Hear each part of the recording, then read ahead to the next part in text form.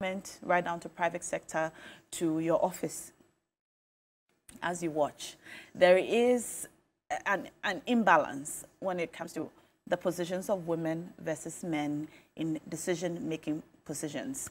And that's a very curious case, considering the number of women we have as a nation versus the number of men, the number of girls in school, the number of girls who graduate from school versus the number of men who do. But we'll get into that in a moment. My guest today on the show is Mrs. Sheila Minkah. She is the convener of the Affirmative Action Bill Coalition, and she is also a lawyer with over 20 years of experience. We've been hearing about her for 34 years, actually. 34 years of experience. She is a gender rights activist. She's been speaking for women.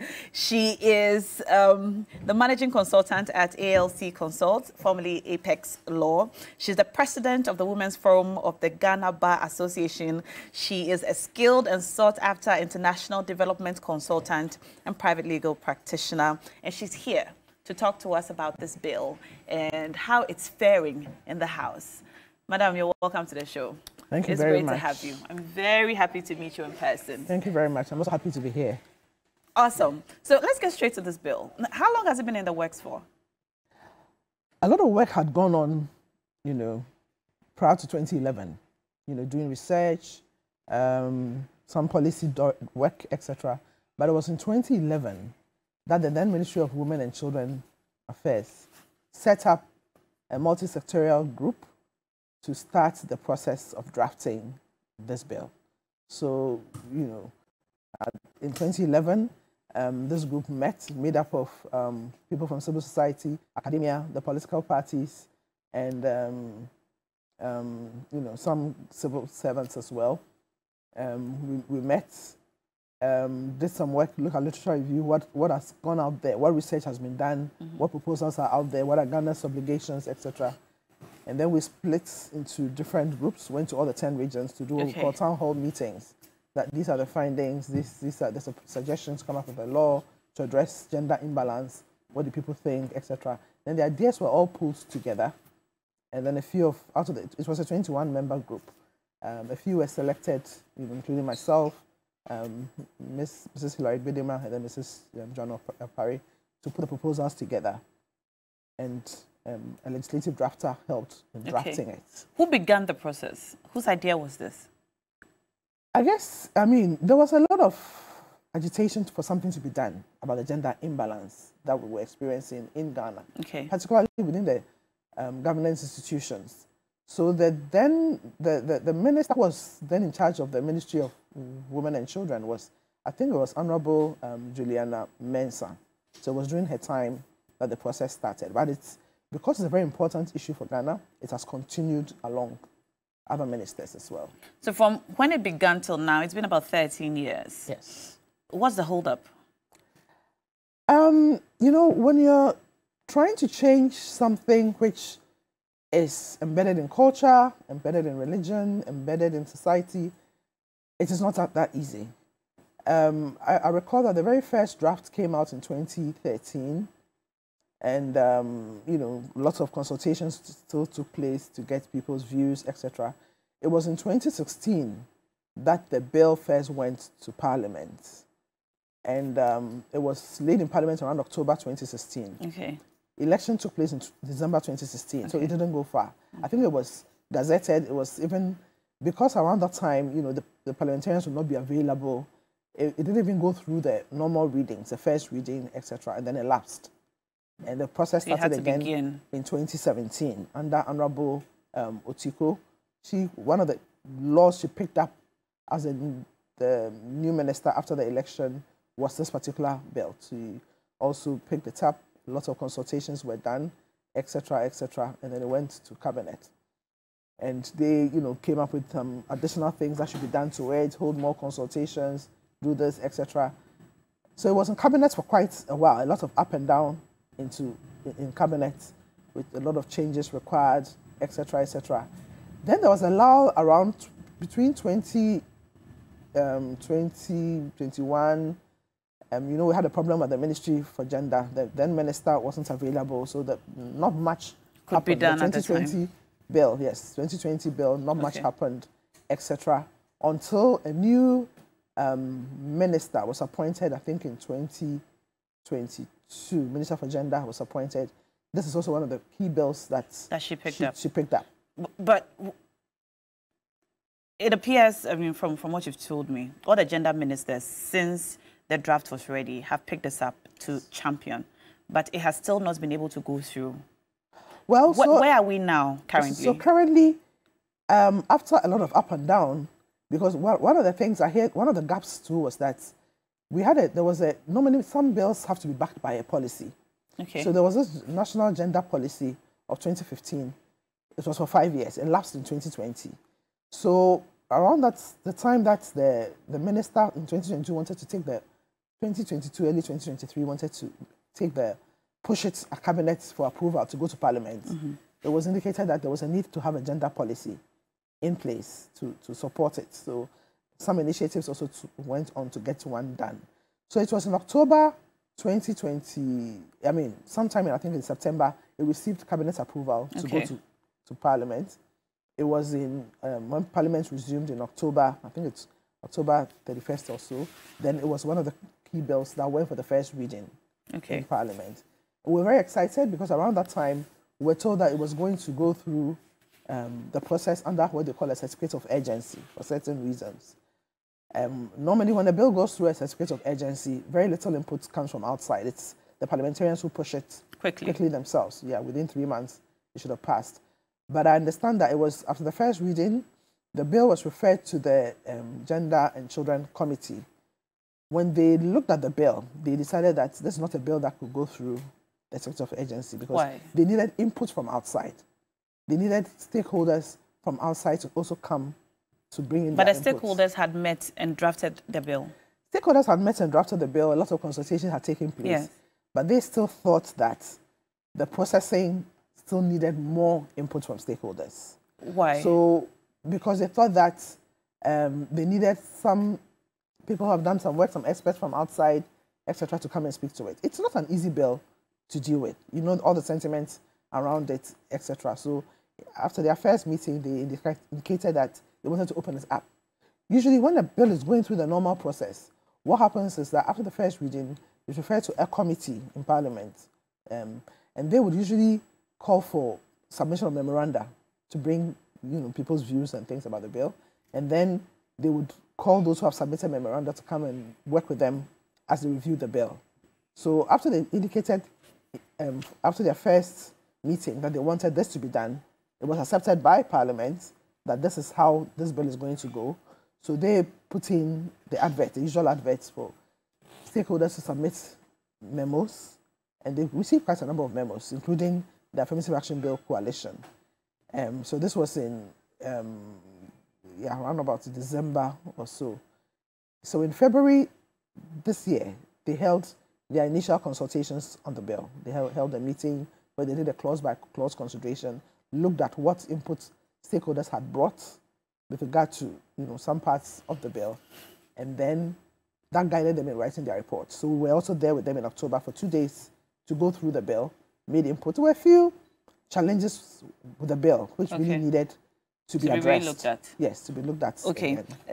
Speaking of challenges, let me ask you about a few sections in the bill that I read. So I think Section 5.1 talks about 40% representation of women in public offices like Parliament, for example.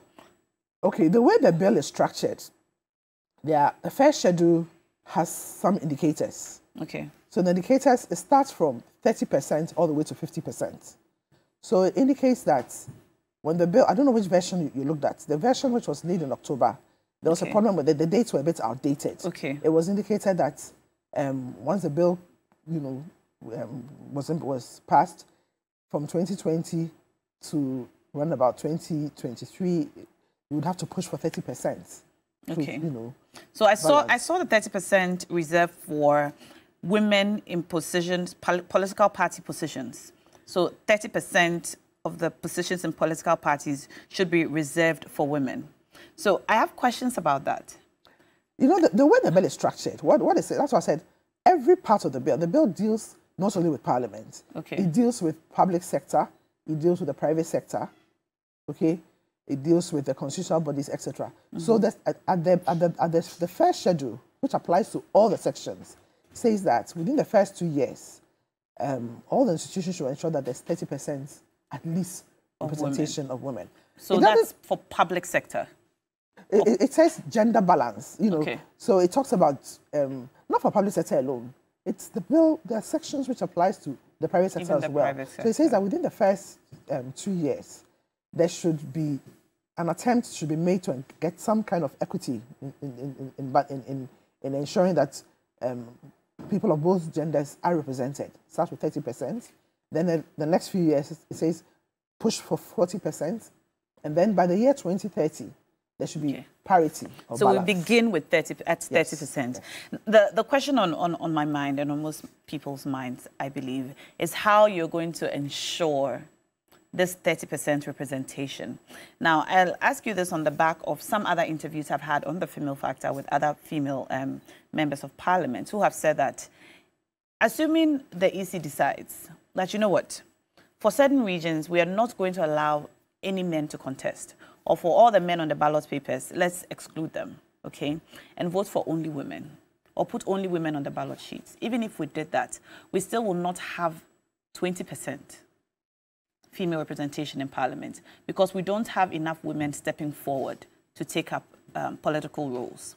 And one of the reasons that it puts forward is the real challenges that women in positions of power, especially in politics, face in this country. From very trivial things like you are not married, or you don't have children, or you're somebody's girlfriend, or you don't respect, or you don't consult.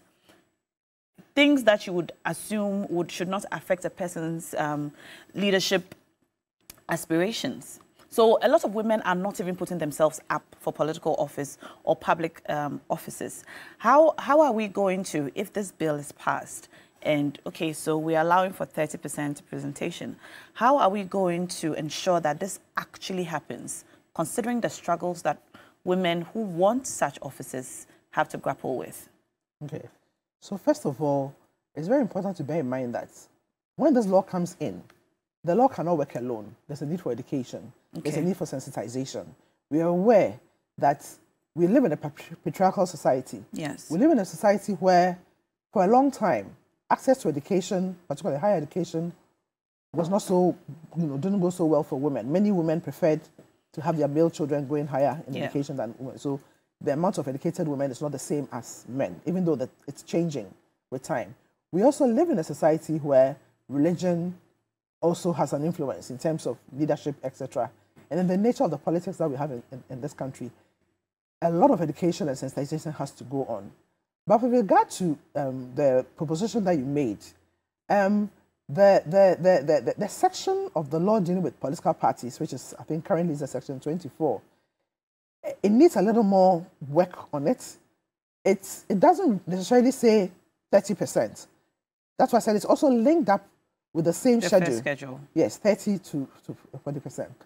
What we are saying is that if the law was in place, it would happen.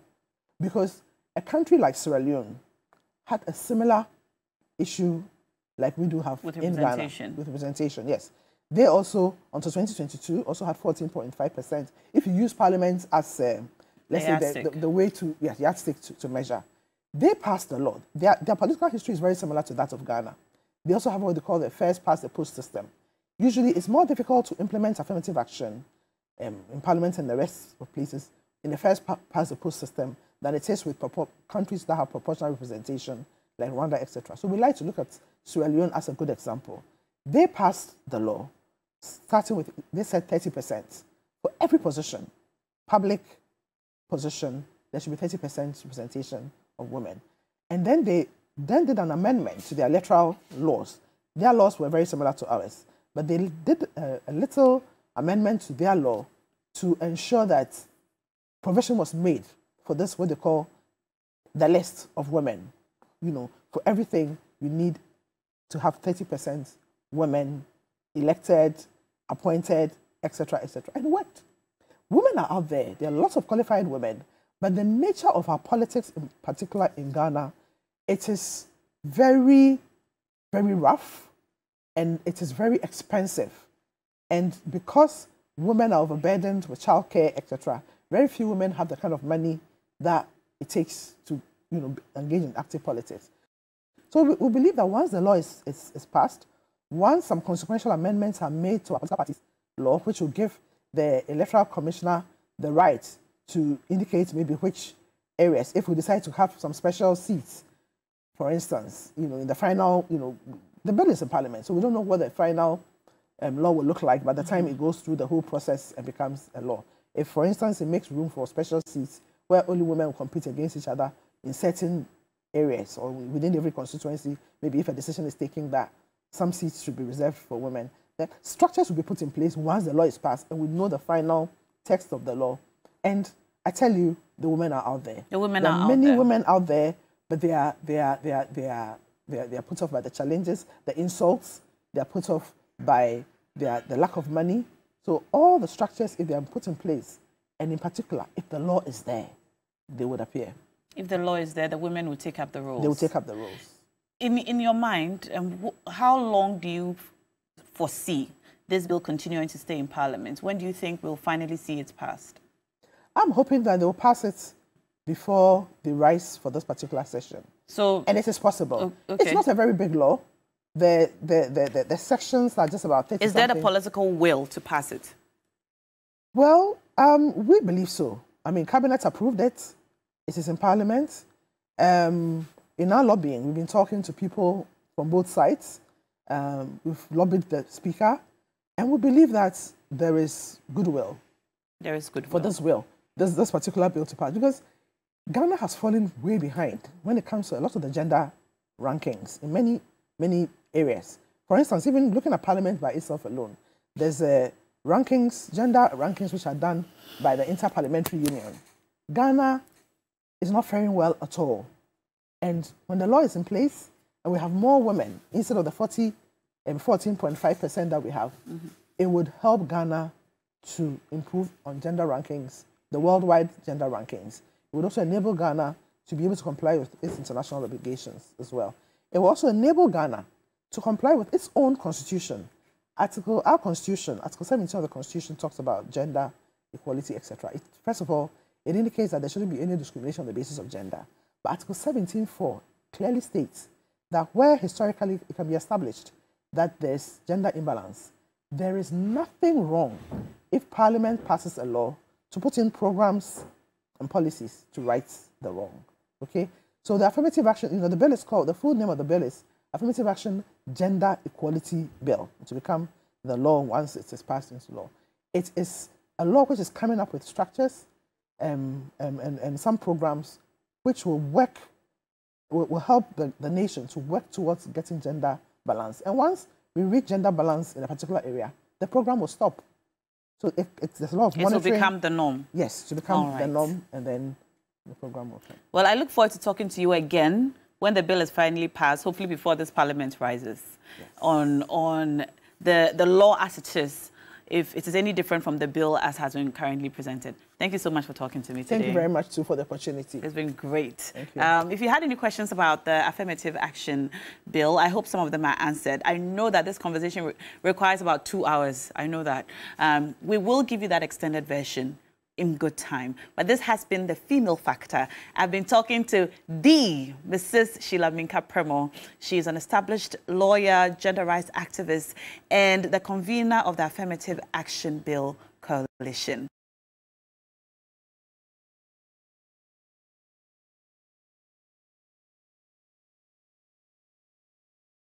Soon, we're going to talk to Roland Walker, who's on the ground bringing you Community Manifesto. But if you're a lover of scents, well, let me introduce you to our versatile collection from French Avenue brands, okay? So if you love the freshness of citrus, the elegance of the florals, the warmth of the woods, exotic spices, smoky richness of tobacco, each perfume is designed to complement your unique style and your personality. You can find our signature scents and elevate every occasion with a new line of French Avenue perfume collections like Amber d'Or Enigma Vie. We've also got Rose de Privé Tobacco Dior, the Abrage Caesar, Paradox, Music de Privé, Imperial, Apex, Queen of the Monarch, Ace, The Promise, Intense Addiction, and many, many more at La Perfumerie. Feel good in your signature scents. For bulk purchase, you can call La Perfumerie at 0544 910 447, or you can find them in Okaishi. They're on the ground floor of the Dromo Plaza building, adjacent to the Stanbic Bank at the Georgina stores. Just on that Georgina stores lane, you can find them there.